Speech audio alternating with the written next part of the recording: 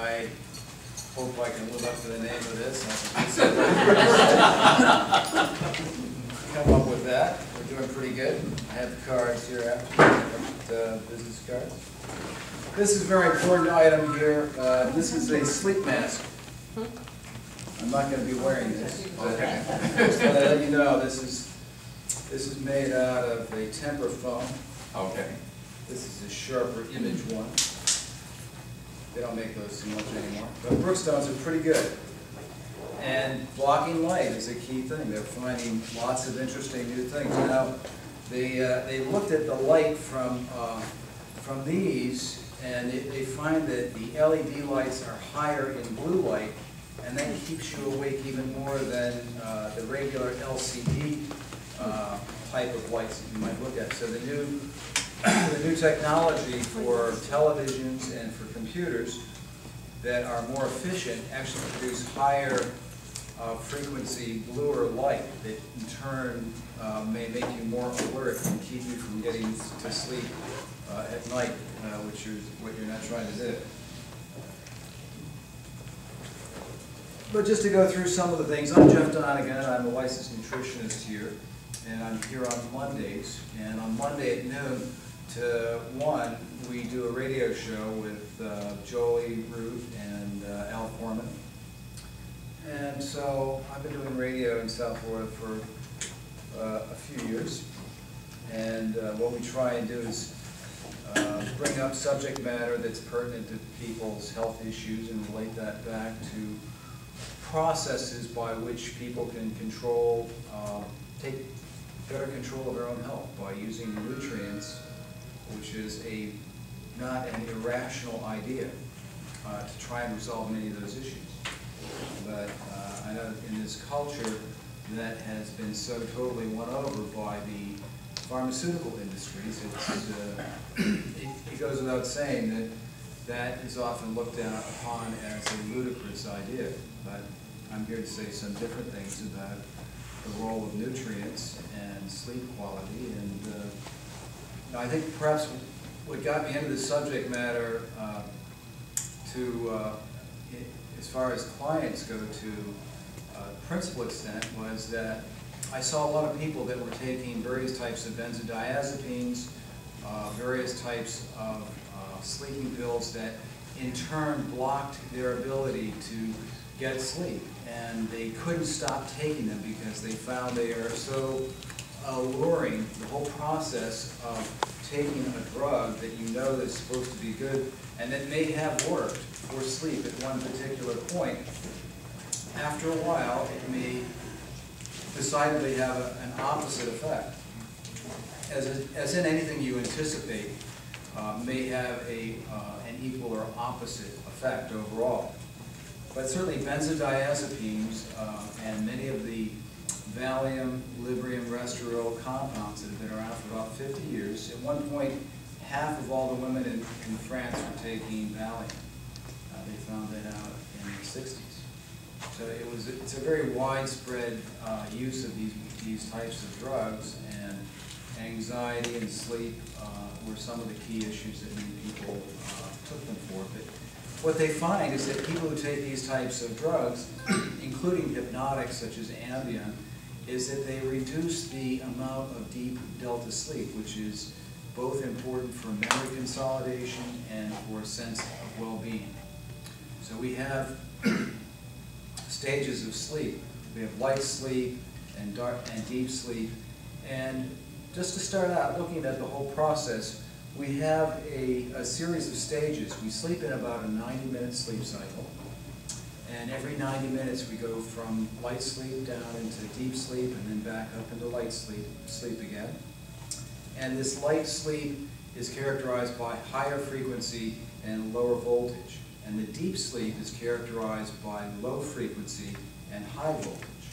So you can imagine if you have 400 quadrillion neurons in the brain, and that they all fire less frequently, that in between the firing times, there's going to be more time to store up more voltage. So the voltage rates go up when the frequency levels go down.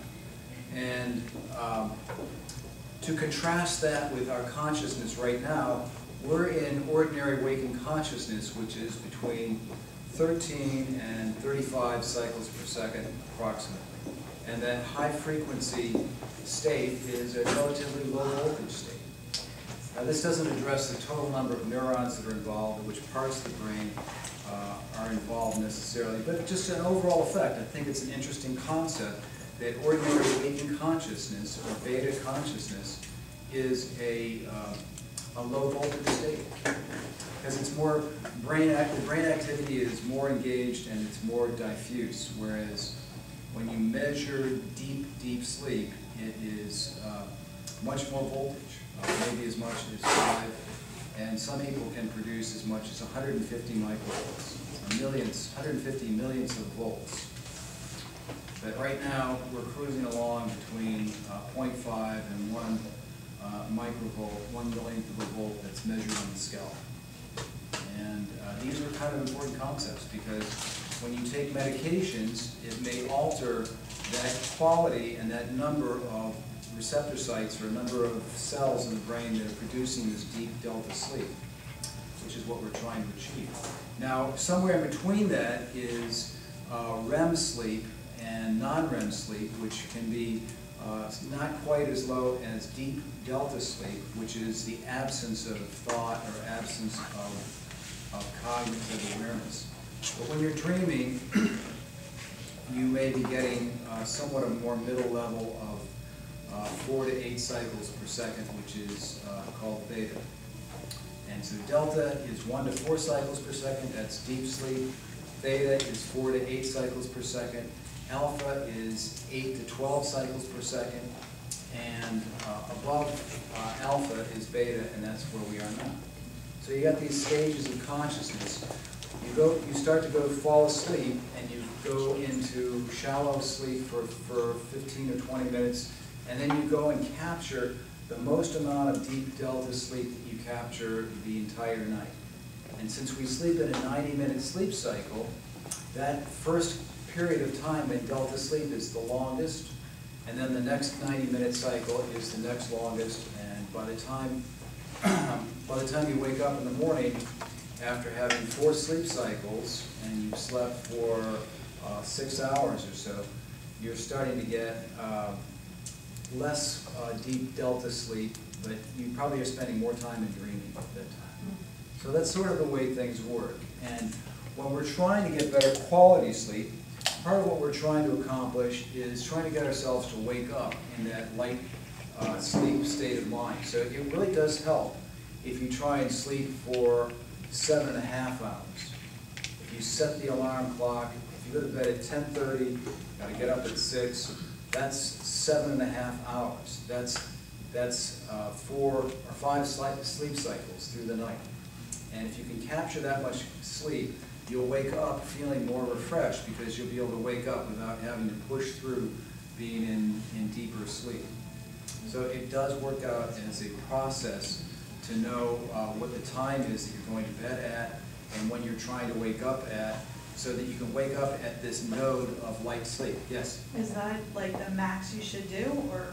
No, I mean, some people can go back and capture another part of another sleep cycle. I mean, when typically what is looked at during the week is that people catch up their lost sleep on the weekends. So sometimes people will do it that way. Some people only sleep 6 hours or 7 hours, and they wake up not as refreshed as they would be if they woke up at 6 hours or at 7.5 hours or at 9 hours.